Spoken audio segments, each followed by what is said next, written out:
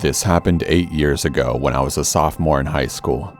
My Urbex friends and I were on a bike ride looking for cool places to explore in a relatively dilapidated area when we discovered a really creepy cave, which we later learned was an old abandoned cement mine. We did some mild exploring that first day, but quickly realized it would require more gear to thoroughly explore, like flashlights, respirators, etc. About a week later, 5 of us came back with the proper gear and a camera to see what we could find in the mine. We discovered there was basically one main shaft that sloped downward and deeper into the earth, so we followed that main route. It was wide enough for a car to drive down and was pretty well graded, so the walking was easy. There were many rooms, old machinery, and rusting equipment off of this main shaft, but we mostly avoided it in the beginning. We were trying not to get lost or confused. Along the way, the walls were littered with the classic abandoned graffiti. X was here, swastikas, initials and dates, phallic drawings, etc. As we got deeper and deeper though, the graffiti really thinned out. At this point, the light from the entrance was long gone and we were relying solely on our flashlights. The air was so stagnant and hazy with particles that the light from our flimsy flashlights could only go about 20 feet or so before getting totally obscured by dust. Thank God for our respirators. The glow sticks we had brought to mark our way so that we wouldn't get lost were also basically useless because they would disappear in the haze only a few steps after dropping them, and we had only brought about 10 or so. At this point, we started arguing amongst ourselves. Several of the crew was nervous about going any deeper with the air quality being so terrible and without a good way to prevent us from getting lost. We were probably a quarter mile into the earth now. The rest of us managed to override that sentiment of fear by assuring them that the path was easy and straightforward so that we'd have to try to get lost. We were going to rely on our level-headedness, sense of direction, and flashlight battery life to get out. Despite the agreement to push on, it was becoming very creepy for everyone. We walked for a while in silence, hearing nothing but our own movements and the steady drip of water coming from somewhere deep in the cave. I think we were all pretty scared at this point, but no longer willing to admit it to each other. Then we stumbled across something that made all of us stop cold in our tracks. Dug into the side of the deep stone shaft we were slowly descending was a tunnel, an offshoot. It was narrow, you'd have to crouch to go through it, and it was also a good few feet off the ground, so it required us to scramble to reach it. But that wasn't what made us stop, it was the graffiti. We hadn't seen any for 10 minutes or so and had assumed the artists never came this deep. But someone else clearly had, and the message they left was ominous. The tunnel was lined with words written in white, all of them somehow relating to death and destruction. Scrawled throughout the tunnel were words like suffering, pain, plague, disease, and hell. It was terrifying. Who else would come this far just to write such a terrible message in a mysterious tunnel that broke from the main path? But there was no turning back now. We had to see where the tunnel led to. Despite our fear, we were overpowered by intense curiosity. So one by one, we crawled through the tunnel to the other side. What we found was a strange flooded chamber. Around the pool of water were many large stones, each covered with dozens of burned out tea candles. There must have been hundreds of used tea candles in this place. The walls had a few creepy monster faces poorly graffitied on them, and the tunnel entrance back to the main shaft was ringed with a spray-painted, blood-stained mouth. What the hell was this place? Some weird ritual site for local Satan worshippers? Some sort of elaborate hoax set up by a bunch of kids? We couldn't find much evidence to figure it all out, and we were running out of adrenaline to keep exploring. We all crawled out of that weird hellhole and back into the main shaft where we promptly headed towards the exit. When we finally saw that pinprick of natural life coming from the real world outside, we were flooded with relief. We never did figure out what that mysterious cavern was for, and I think I'm content to leave it a mystery. No, we didn't hear any monsters in the depths of that tunnel or find any bloody Satan praisers themselves, but just finding that room buried deep in an old forgotten mine and thinking about the horrible things that may have taken place inside there was enough to creep all of us out for a very long time.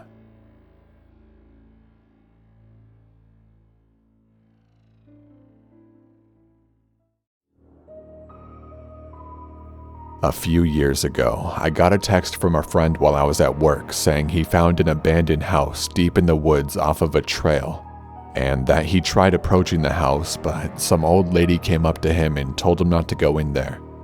This was on a Tuesday, and I told him I was at work, so we'd have to go that night. Night comes around, and I make my way over to his place a couple of cities over, and we head down this trail to find the house. This house looked like it had been abandoned for years. It was in the middle of the woods, at the end of a long driveway surrounded by trees and darkness. I mean, you couldn't hear a single sound or see a single light. We walked around the house to try and find an entry point, but all the windows had been smashed in and replaced by boards, nails, and 2x4s. Our only option was the front door, which was also boarded up and locked with a padlock. My buddy decides we should try and break in, seeing as no one probably lives there and no one would be around to see us or even care. So we hike back down the trail to go find something we could use to break in, and we end up finding a park where the city had planted trees. We took these big steel rods planted around the saplings that were used to keep them leveled while they grow and headed back towards the house. We get back to the house and start trying to break down the front door. We're kicking and prying the padlock with the steel rods. It's now close to 3 a.m. in the middle of nowhere, deep in the woods on a Tuesday night. With every kick, the door is moving more and more. We're getting a solid 2 feet of give with every kick and the wood is cracking. We're almost in. All of a sudden, it starts getting bright. I mean really bright. Too bright to be the sun starting to come out. I turn around and see 6 trucks speeding down the driveway towards us. I yell at my buddy to tell him that we have to get the fuck out of here. As the trucks pull up to the house, we race around it and sprint into the trees. This house happened to be at the top of a very steep hill in the woods. We're running down it and tripping every other step because we're in complete darkness and can't see what's afoot in front of us. I look back and see that there are a bunch of men with flashlights following us, so I run faster. All of a sudden, I drop. I feel a sharp pain in my left thigh and can't move. There was a sudden drop in the hill and I landed on a fallen tree. My leg was bleeding, but the men were still following us, so I had to get up and keep running. When we reach the bottom of the hill, our feet are submerged. We're in a stream or small river of sorts. It's only knee deep, so we cross it. Once on the other side, we find ourselves at the bottom of another hill. So we climb up and look for an exit to the forest. Once we were at the top, after what felt like an eternity of climbing, we see some light piercing through the trees up ahead. It must be morning, so we head over to the edge of the forest and find a cul-de-sac. We hear a car speeding towards us, so we hide in a bush. From there, we wait to see if the men in the trucks were coming to look for us on the other side of the ravine. It was a fucking cop, doing about 80 kilometers an hour in a small residential neighborhood with no sirens or lights. We wait for him to reach the end of the cul-de-sac and start walking towards civilization. For the next hour, as we were making our way back home, we must have seen 10 more cop cars all driving around the neighborhood we were walking through. Every time we would hear a cop, we would jump into a bush and wait for it to go by. We got back to my buddy's place by 5:30 a.m. He was really bummed that we never got into the abandoned house, but I myself was relieved. Had we been inside, I wouldn't have seen the trucks pull into the driveway. And who knows what kind of trouble we would have gotten into or what would have happened to us. Thinking back to it and seeing that the cops were involved, we kind of assumed it was probably some type of grow-up. But we'll never know for sure.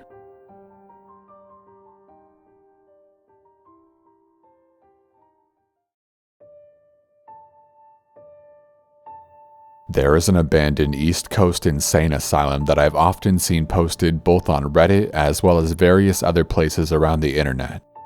I personally have been there probably 10 or 15 times over the course of a decade, and each time I found something new, as the complex is very spread out and very massive.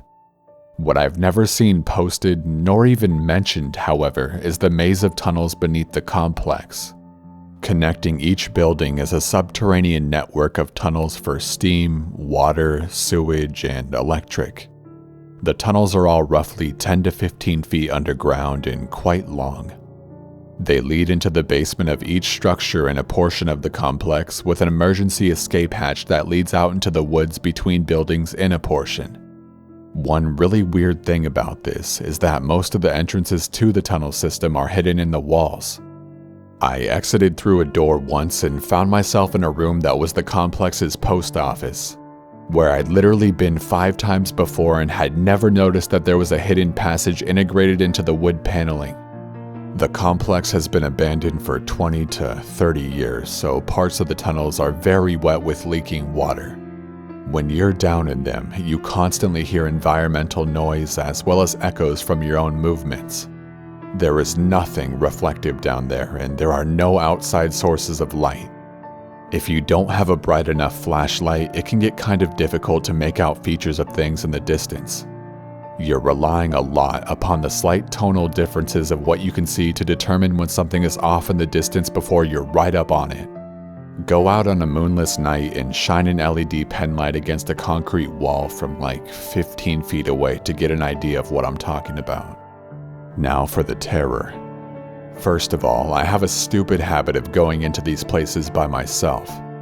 I've recently started correcting this because you never know when an accident could happen, leaving you alone, underground, and in the dark. The last time I was in the tunnels, I was by myself with a single AA battery-powered 75 lumen LED flashlight, which was mistake number 2. During this excursion, I decided to follow the tunnel down to what was the water treatment building for the complex. This tunnel slopes downward, so the leaking water previously mentioned runs down and collects at the tunnel's end. So at the end of the tunnel, I enter this large room with 2 15-foot tall water storage tanks. There is probably an inch of water and muck on the floor, which makes a stuck noise when you walk. I'm standing still looking around with my flashlight, and from the opposite side of the room, around 20 feet away, I hear a stuck noise. There is someone else in this underground room with me. I shine my flashlight across the room and I don't see anything, but I keep hearing the wet footprints. All of a sudden, I shine the light on this human-shaped object that is just black. There is no difference in shading or anything. It just looks like a shadow against the peach-colored concrete wall. I stammer out a, "Hello?" And all of a sudden I could see this person's 2 eyes flash up. Their eyes are reflecting back off my flashlight, and that's all I can see. I don't know if the person was in a ghillie suit or what, but it's impossible to make out anything distinguishing. I don't know what kind of weirdo sets out in a full black outfit to rummage around underground. So at this point I flip out. I spin 180 degrees on my heels and bolt. I'm flying up the incline tunnel, slipping and sliding all over the place on the damp concrete. I fell a handful of times, sprained my wrist badly, and got a number of cuts on my one knee. That run through the underground tunnels felt like an eternity. If you've ever seen the subway scene from the movie 28 Weeks Later, that's the closest thing I can approximate it to. It was the closest thing I've ever experienced to a living nightmare. I've never been so terrified in all my life. Looking back, I'm sure whoever I met down there in the dark was probably as terrified as I was. I mean, unless they were crazy as hell. I have no reason to believe they followed me, and they probably ran back the way they came, same as I did. I noticed that they didn't have a flashlight on, so what I think probably happened is that they noticed my light, and so they pulled a hoodie up over their head and turned their light off and tried to hide as best as they could.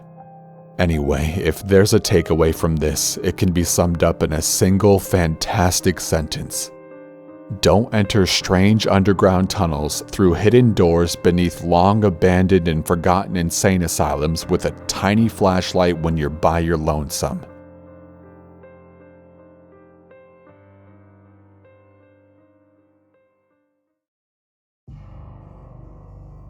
Under a church in my local town, there was this wooden green door with no handle and no hinges. The way that it was put there was meant to just stop access into there. I'd like to mention that the door is on the back side of the church bit and outside the church grounds. There is no road near it. One day, me and my friend saw someone had smashed the wooden door thing to pieces. Being typical teenagers, we wanted to explore, but me being me, I said we should research it first. In our town, there are quite a lot of tunnels linking houses, shops, etc. that are usually chained off, but a lot of them are still open and haven't been explored. This was the first one where we wouldn't have to ask the shop owner to have a look. During my research, I found that there were apparently all these ghosts, including the Blue Drum Boy who got killed during a war in the early 11th century. My friend believes in all the paranormal shit, so he got his cross and ghost-related things ready. I packed a 500 lumen flashlight to light up the place, had a backpack of batteries, a walkie-talkie each, and all the other essential shit. Early hours, when it was pitch black, we went in. Everyone was completely silent as we crept down the stairs. Suddenly, we all realized there was a 90-degree turn where we couldn't see to the right. Everyone was shit scared to go first, so my friend lit a red light flare and threw it in. Then we all together walked in. There was a huge room with another doorway. We looked around the first room, finding needles and blood. We carried on through the doorway and found a gate that had a ladder coming off of it. Obviously, we were all excited and thought, wow, what a great fucking idea to cut through the lock and climb down the ladder. 3 out of the 4 of us were down when the largest of us all started climbing. The ladder was rickety and kind of rusted, and it just broke when he was halfway down. He fell and hurt both of his ankles really, really badly. Yeah, a really bad situation as we couldn't get back up there because of the ladder breaking, and my friend, who was the biggest guy, couldn't walk. We had to practically carry him. The exit from the ladder was a completely dry and pitch black tunnel. One of my other friends and I carried on, leaving the others to find help as the walkie-talkies got no reply. We walked past rotting rat corpses, live rats, and a shit ton of bloodstains at one point. I remember how horrible it smelled there. After about 30 minutes of walking, so about 1.5 miles, we found a crossroad. Straight, left, or right. Left was a dead end, right was a dead end, but straight had a ladder. The ladder was rusted and we were scared to climb it, especially after the other ladder breaking. Eventually, we found the courage to climb up, and I really wish we hadn't. What we found, I will never forget, and it haunts me to this day. There was a man. His lifeless body was slumped to the side, sort of leaning towards the wall. His face was on the concrete ground facing me. One of his arms was slumped to the floor and had a needle jammed in it with the plastic part of the needle leaning on his torso. I remember he had long, matted hair and was wearing a sleeveless denim jacket. As I shined my flashlight on him, you could clearly see his face was rotting away. I was about to be sick. I'll never forget that smell. My immediate reaction was that we had to get the others and leave. The ladder led to identical rooms, but no lock on the gate. I ended up going back down the ladder, got the others, and came back. We managed to get my larger friend up and out and ended up taking him to the hospital. We couldn't say where we went or talk about the dead guy because we were worried about how much trouble we would get in for trespassing and just in general, especially after what we saw. After all, I was 15 and shit scared. The story ends there. Shortly after the user posted this story, people flooded the comments asking how long it'd been since the body was found, that it was important to somebody that the body be reported, that they should report it with an anonymous tip, and things like that. Eventually, the user responded with pictures showing that they had submitted an anonymous tip to the authorities.